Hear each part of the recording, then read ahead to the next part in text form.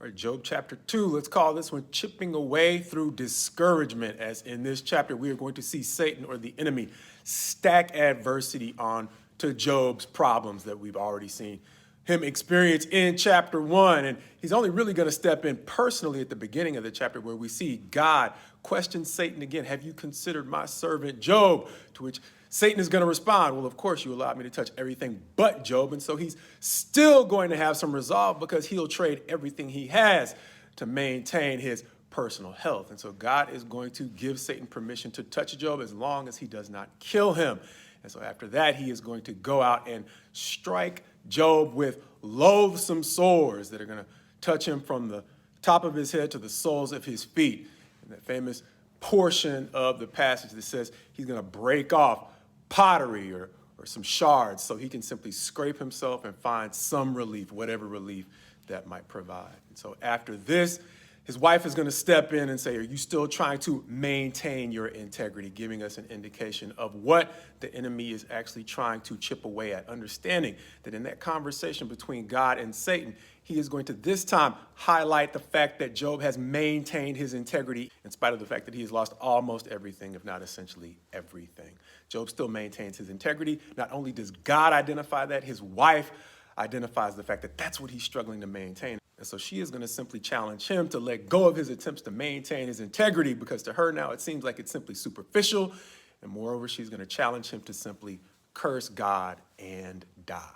But he is not necessarily going to be alone, because if you're familiar at all with how the story plays out, this is the chapter in which we get to see Job's 3 friends come to the rescue. But likewise, if you know how the story plays out, you'll understand that they are not going to be very much help for very long. However, focusing on the upside, as they enter the story at chapter 2, they're actually going to do a good job, as one of our sisters said, by probably making the best decision they did throughout the entire book, and that's simply showing up and saying nothing. As they sit with him for 7 days and 7 nights, not even recognizing him when they first see him, they are going to decide to simply sit there in silence and be present.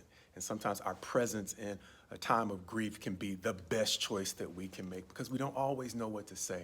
And so the mistake they're going to make in later chapters is they are going to speak presumptuously, and they are actually going to allow the enemy to continue to chip away at Job's resolve through the discouragement that comes through errant or unwise words.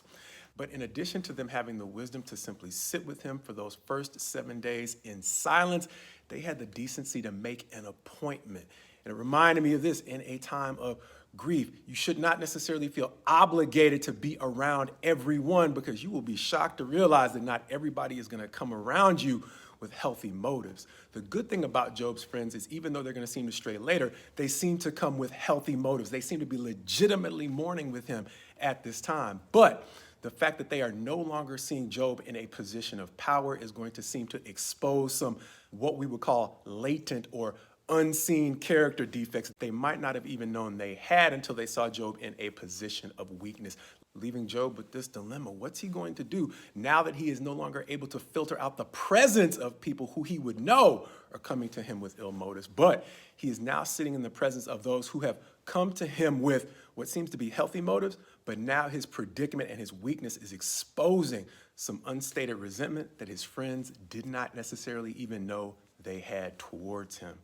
And one of the things we're going to get a chance to see as this conversation goes back and forth between Job and the following chapters are the ways in which their character defects are actually going to help expose some of Job's wisdom and character strengths, understanding that there are 2 things we're going to get to see him do in the next few chapters. And first and foremost, it is understanding when the things that his first friend Eliphaz is saying is coming from a place of bitterness, and 2, when it's simply spoken with a lack of wisdom. And so my prayer for you is my prayer for me. God willing, to the degree that we are given the heavy burden of trying to encourage a friend who is in a time of need, that we understand the value of simply being present in silence if we don't know what to say or do. But on the other hand, like Job, that during the good times we develop a close enough relationship with God that we can filter well-intentioned advice for ill motives and simply a lack of wisdom. Understanding that even the closest relationship with God is still going to require prayer for us to be wise enough to filter out discouragement when we're under the pressure of grief.